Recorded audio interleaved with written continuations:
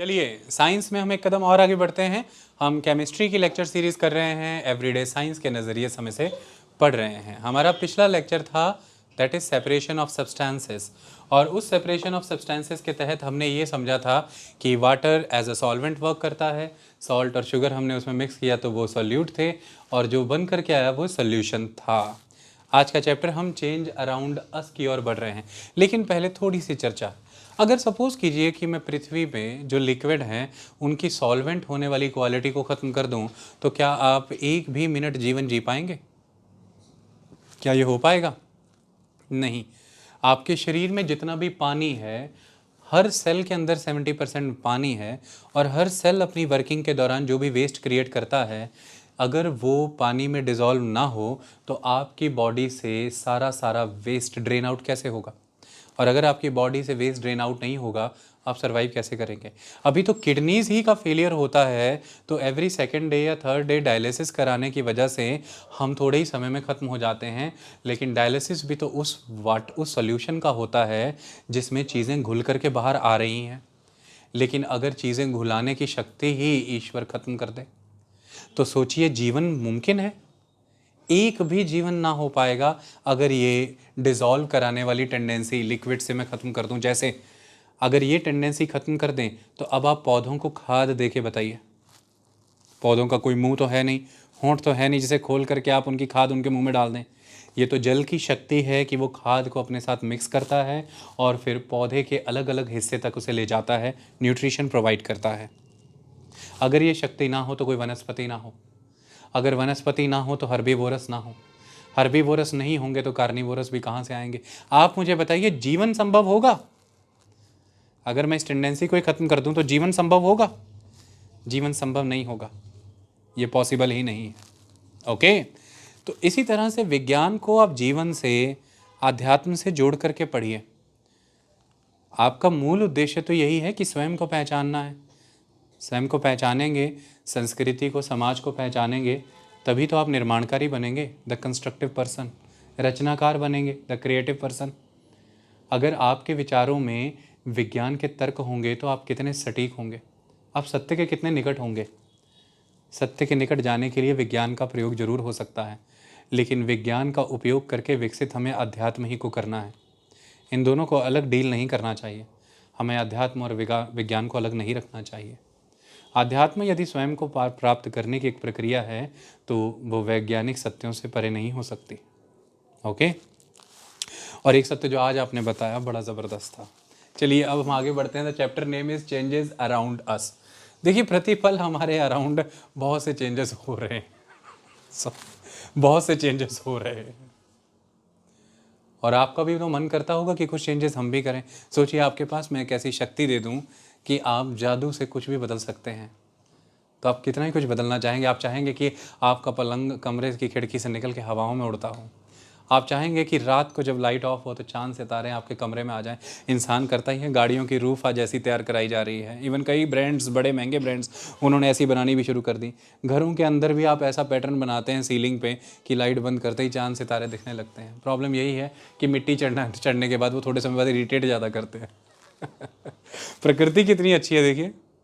आपने मिट्टी चढ़ा रखी है, लेकिन थोड़ा पहाड़ों पे जाकर देखिए वो कितने खूबसूरत नज़ारे देती है। ओके यार, इतनी सीरियसली मत देखो। मैं छोटी क्लासेस पढ़ा रहा हूँ, थोड़ा व्यवहार बच्चों जैसा करना पड़ता है। लेकिन तुम रविंद्रनाथ टैगोर की तरह देखोगे तो मुझे सुभाष चंद्र बोस बनना पड़ेगा, तो ये करेक्ट नहीं।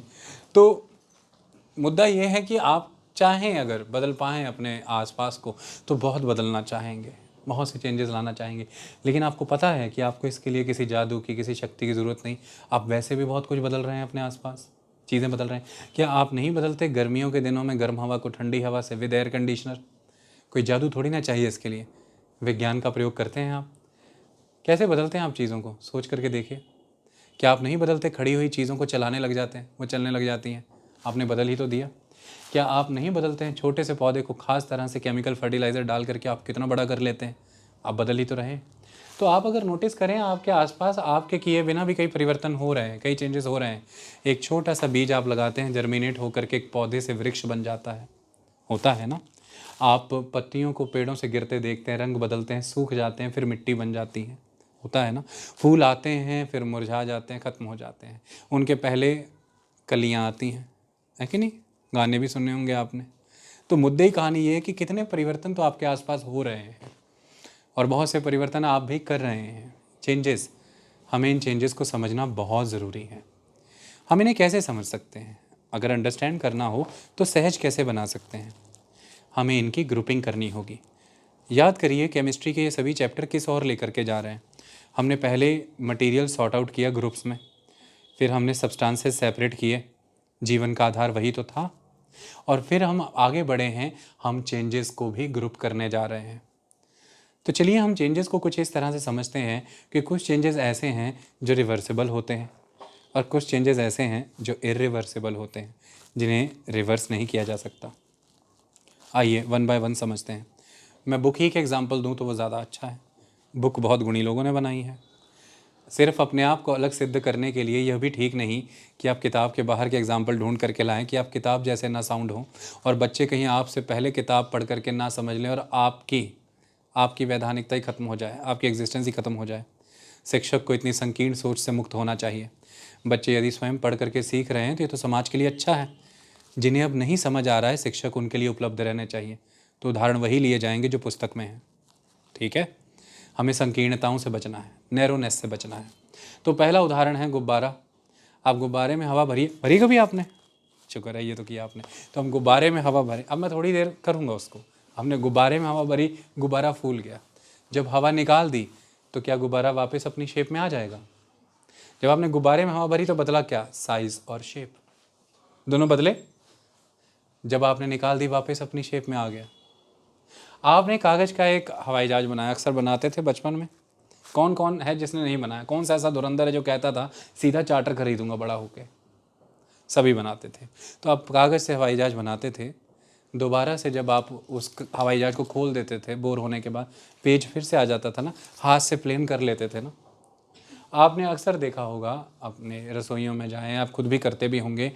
आपने आटा गूंद लिया, यानी कि डफ क्रिएट कर लिया, उसका जो गोला लिया आपने, तो बॉल तोड़ा आपने उसको, उसे आपने रोटी में बेला, अच्छी नहीं बनी, आड़ी टेढ़ी, फिर से कलेक्ट करके फिर से बॉल बना लिया। ये आटे की बॉल जो रोटी के रूप में कन्वर्ट करी आपने, लेकिन फिर से इकट्ठी कर ली। वो हवाई जहाज जो आपने कागज़ का बनाया, फिर से खोल करके पेपर फिर से मिल गया। और वो पहला एग्जाम्पल, वो गुब्बारा जो हवा से फुलाया और फिर से हवा निकल गई। यानी कि जिस मटेरियल से आपने वो ऑब्जेक्ट डेवलप किया है, वो मटेरियल वापस एज इट इज़ फॉर्म में आपने रिसीव कर लिया, वो आपको फिर से उसी फॉर्म में मिल गया। ये रिवर्सिबल चेंजेस हैं, आप उन्हें बदल सकते हैं। आपको पता है पृथ्वी पर होने वाली कुछ चीज़ें रिवर्सिबल हैं। आपको पता है कि ओजोन लेयर एक ऐसी प्रोटेक्टिव शील्ड है पृथ्वी के ऊपर जो कि अल्ट्रावायलेट रेज से हमें प्रोटेक्ट करती है। और आप जानते हैं कि पिछले लंबे समय के दौरान 1980s 90s में ऑब्जर्व किया गया कि उसमें वो थिन होने लगी है, जिसे ओजोन होल कहते हैं, जिसके वाया हार्मफुल यूवी रेज पृथ्वी तक आने लगी थी। आपको पता है कि मॉन्ट्रियल कनाडा में एक प्रोटोकॉल हुआ और उस मॉन्ट्रियल प्रोटोकॉल के तहत हमने क्लोरोफ्लोरोकार्बन CFCs का यूज़ कम कर दिया, चाहे वो रेफ्रिजरेटर हो या एयर कंडीशनर। और आप जानते हैं कि हम ऑलमोस्ट ओजोन को वापस से रीइंस्टेट कर चुके हैं। ऑलमोस्ट वो हीलिंग हो रही है। 2040 तक कहते हैं पूरी हील हो जाएगी अगर ऐसे ही चलेंगे, thanks to the Montreal protocol. वो रिवर्सिबल था। आप ऐसी स्टेट में ना चले जाएं कि चीज़ें इरिवर्सिबल हो जाएं। यही हमें आज की डेट में ग्लोबल वार्मिंग में देखना है। हमें तेज़ी से काम करना है ताकि हम इसे काफ़ी हद तक रिवर्स कर पाएँ। और इसी के लिए नए नए प्रोटोकॉल्स हो रहे हैं, जिसमें conference of party COP summits बहुत इंपॉर्टेंट होते हैं। ओके, चलिए अब इमेजिन करिए कि आपने वही गुब्बारा लिया, फुलाया और किसी ने पेंसिल की नोक से उसे प्रेक कर दिया, पटक फोड़ दिया, फूट गया। अब क्या वो वापस से अपनी वही शेप और साइज ले पाएगा? नहीं, नहीं। दूसरी तरफ आपने हवाई जहाज बनाया, लेकिन पेपर को फोल्ड करके नहीं, कैंची से काट करके, क्या आप दोबारा उससे वो पेपर अचीव कर पाएंगे? नहीं। आपने गूंदे हुए आटे से एक आटा का टुकड़ा निकाला, रोटी बेली और अब आपने उसको गैस की आंच पे पका दिया, अब वापस से उसका बॉल बना लेंगे? नहीं। ये वो चेंजेस आपने इंड्यूस कर दिए by the way of breaking, by the way of cutting, by the way of baking, कि अब आप उस मटेरियल को दोबारा अचीव नहीं कर सकते जिस मटेरियल से आपने ये ऑब्जेक्ट अब क्रिएट किया गया है। यानी कि मटेरियल में कुछ ऐसे चेंजेस आ गए हैं कि अब वो अपनी ओरिजिनल पहली स्टेट में आने के लिए पॉसिबल नहीं है। Irreversible changes, those changes are irreversible changes. तो इस तरह के चेंजेस हमारे सराउंडिंग में हैं, कुछ चेंजेस रिवर्सिबल, कुछ चेंजेस इरिवर्सिबल। तो आपको नहीं लगता कि हमें ऐसे ग्रुपिंग कर लेनी चाहिए कि कौन से चेंजेस रिवर्सिबल है और कौन से इरिवर्सिबल? चलिए मैं आपके सामने कुछ लिस्ट रखता हूँ, किताब ने एक बड़ी सुंदर लिस्ट बनाई है, हम उसको चर्चा करते हैं कि वो रिवर्सिबल हैं या नहीं हैं। आइए, हाँ, तो ये देखिए सम कॉमन चेंजेस उन्होंने डिस्कस किए। पहला, raw eggs to boiled egg. क्या वापस से रॉ एग आ जाएंगे? नहीं, एग का इतना चेंज हो गया है अब मैटर, वो बॉइलिंग प्रोसेस के कारण। ओके, तो ये इरिवर्सिबल है। अगला, batter to idli, batter to idli, never. अब इडली से वापस बैटर नहीं बन सकता क्योंकि आपने बॉइलिंग के माध्यम से बेकिंग कर दी है उसकी, कुकर होता है ना इसका, तो irreversible. Wet clothes to dry clothes, obviously reversible, इसलिए तो कपड़े साफ होते हैं, धुलते हैं, और इसलिए तो फिर आप उन्हें पहन पाते हैं सुखा करके। अगर ईश्वर इसमें ये शक्ति ना डालते तो हम वस्त्रों ही को क्यों चुनते तंग ढकने के लिए, क्योंकि उनमें क्षमता है, वो रिवर्सिबल रहते हैं। आपने कपड़े धोए, सारी डर्ट निकाल दी, अब सुखा लिए, फिर डर्ट कैरी कर ली, फिर धोए, फिर सुखा लिए, पहनते रहिए, मज़े लीजिए, हाँ वो रिवर्सिबल है। अगला, woollen yarn to knitted material, reversible. Sweater बुना, एक साइड से धागा पकड़ा, पसंद नहीं आया डिजाइन, फिर से वो सारी ऊन रिकवर कर ली, फिर नया बना दिया, कोई दिक्कत नहीं। ग्रेन टू इट्स फ्लोर, दाने से आटा बना दिया, आटे से दाना बना लोगे? Not possible. Cold milk to hot milk, obviously आप पानी, अब दूध ठंडा होता है, फिर उसे गर्म करते हैं, और गर्म होने के बाद ठंडा ही के लिए तो रखते हैं कि मलाई आ जाए, और हल्का हल्का गर्म करके पीते हैं ना। उबाला जितना आता है उतना गर्म तो आप पी भी नहीं सकते, है कि नहीं? हो सकता है किसी में क्षमता हो, पर मैं जो अनुभव करता हूँ ये पॉसिबल नहीं है। बर्ड टू फ्लावर, कली से फूल बनना, फूल से कली दोबारा नहीं बनती, इट इज़ इरिवर्सिबल। तो गुरदास मान कहते हैं कि तिन रंग नहीं लबणे बीबा, हुस्न जवानी ते मापे, हुस्न जवानी और माँ बाप, ये इरिवर्सिबल हैं, ये नहीं मिलने, इसलिए जो भी है कर लो। तो एक और महानुभवी व्यक्ति हैं, वो कहते हैं कि मौज लो रोज लो, नहीं मिले तो खोज लो, ऐसे भी है सही है, उनका गुण यही है। ओके, चलो आगे चलते हैं। अगला है straight string to coiled string, एक स्ट्रेट स्ट्रिंग से कॉइल स्ट्रिंग, नेचुरली फिर स्ट्रेट कर लो, रिवर्सिबल है। आगे है milk to paneer, obviously irreversible, paneer से मिल्क तो बनने से रहा। आगे है काउ डंग टू बायोगैस, गोबर से बायोगैस, नेचुरली बायोगैस से गोबर तो बनने से रहा, इरिवर्सिबल है।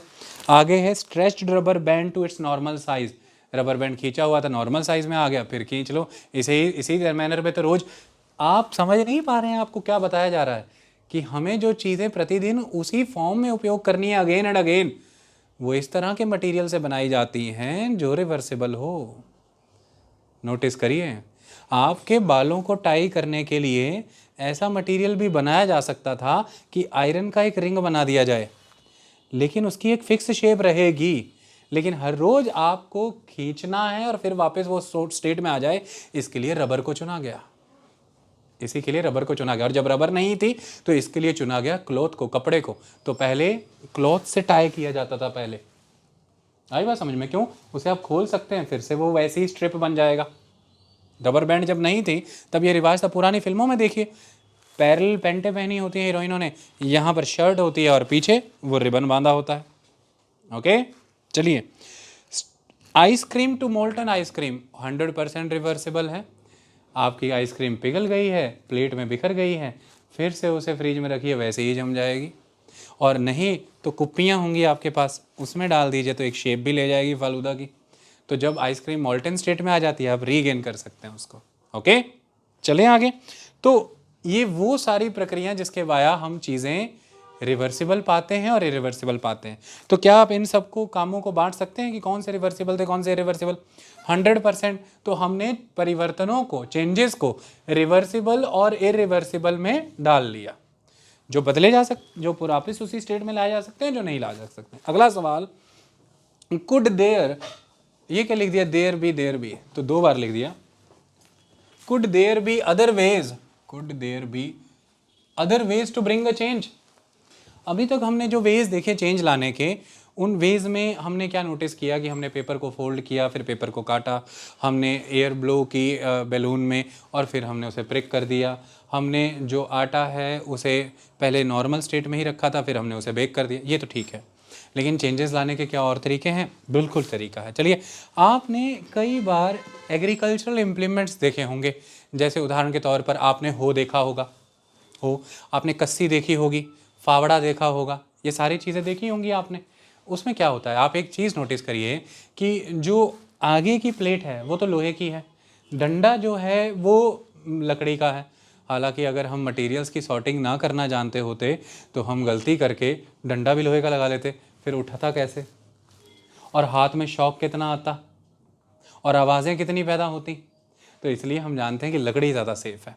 ओके, तो अब यहाँ पर हमने क्या किया कि वो जो लोहे की प्लेट है वो उस लकड़ी के मुट्ठे में फिट कैसे होती है कि फिर निकलती नहीं, उसका एक तरीका है। आप जानबूझ करके, कमाल है, ये कमाल है आप ये जो चेंज आपने किया ये रिवर्सिबल है आप जानबूझ करके वो जो लोहे की प्लेट है उस एग्रीकल्चरल इम्प्लीमेंट की, यानी कि पंजाबी में कही और हिंदी में कस्सी की, उसके रिंग को छोटा रखते हैं। बनाने के समय आप जानबूझकर उसे छोटा रखते हैं, क्योंकि आयरन एक मेटल है और मेटल की टेंडेंसी है कि जब आप इसे हीटअप करते हैं ये एक्सपेंड करता है। इसका क्या होता है? प्रसार, गर्म होने पर।